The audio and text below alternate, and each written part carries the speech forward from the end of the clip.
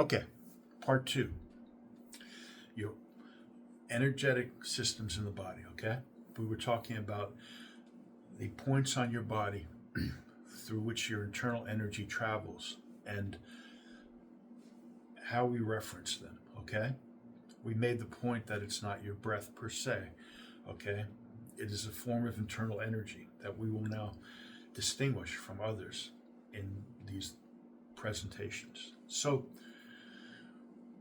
the danger here is that if you are somehow convinced that your breath is that internal energy and that these points are kind of universal, you won't make a distinction.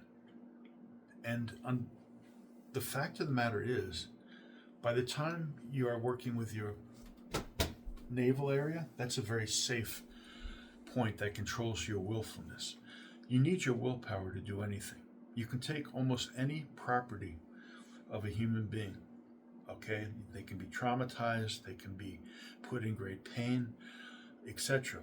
But the way that you can stop a person or the way that a person can succeed resides in their ability to have willpower. Will is what directs us towards purposefulness. And once it is taken from us, we are helpless. So this point is safe and it's good to work with. It's totally within our physicality, our physical nature. By the time you get to your emotional areas here, those points can be worked with as well, again, because it's strictly within our emotional coloration of the world. It sometimes can be used for adrenaline and things like that to make our emotional state cognitively associate, undisassociated with the rest of what our physical body wants to do through our breathing. There's all kinds of possibilities for that are all within the realm of the physical aspects of your being, okay? By the time you get your third eye point, you have to start to be a little careful because now you can have some cognitive dissociative events. You're starting to get to a point where you're more or less looking at your body from the perspective outside of it with respect to your consciousness, okay? So this point is not equal, okay? It's not the same as those other 2 points. And when you're using your internal energy and you're pushing it between your 2 points and you push up to this point, one should be aware of what they're doing with this, okay? And again, I can't pull a body apart, show you that point, okay? It's simply something that is understood through these points of reference. By the time you get to your crown point, now you're in a state where you really have no physical associative abilities if you're doing this. And this can be a very psychedelic and a very trying experience if you do not have somebody to guide you properly. I've studied Sikh yoga for many, many years now. And when we were first having these experiences, I had a teacher to help me with them. And you want that. You do not want to tread there on your own accord. It could be dangerous, okay? So when we start to understand these points imminently and without confusing, as Bruce Lee said, the finger for the moon, okay? The finger pointing to the moon is not the moon, okay? And these points of reference we use talking about our breath is simply how we use our metabolic and psychological energetic systems in order to produce internal energy. Pranayama in Indian technologies and Qi in Chinese, Ki in Japanese, Korean has a term for it. It's all the same understanding, okay? So, having understood that, let's distinguish the different bioenergetic systems, okay? When you deal with this internal energy, you're dealing with a psychological state produced by controlling your metabolism through your breathing. And when I say metabolism, I'm talking about your glandular system, okay? Your ability to relax, your psychological understanding and conditioning. These all figure into that producing this connection between your internal energy going up and down your spine, okay, and going through your body. Your body has points on it, which are sometimes used in Chinese medicine, for example, to deal with qi balance, okay? They're not the same. That's where your internal energy flows, and it flows all over your body, okay?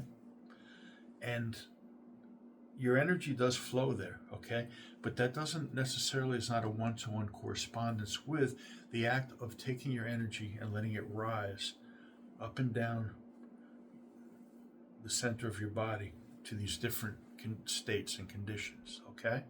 It is a technology and medical technology that comes out of the flow of that energy throughout your body, okay? Not necessarily a concentrated effort of any sort to control that energy from the point of view and with the goal that you have when you're controlling your internal energy, trying to reach a certain state of consciousness.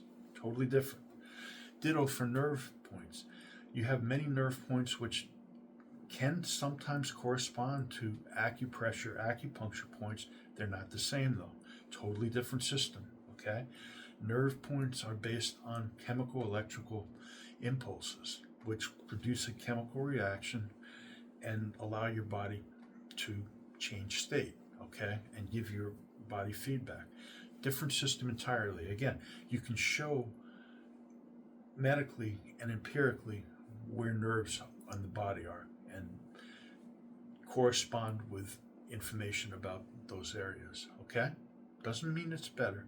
It just means it's tangible in a way that is different, okay?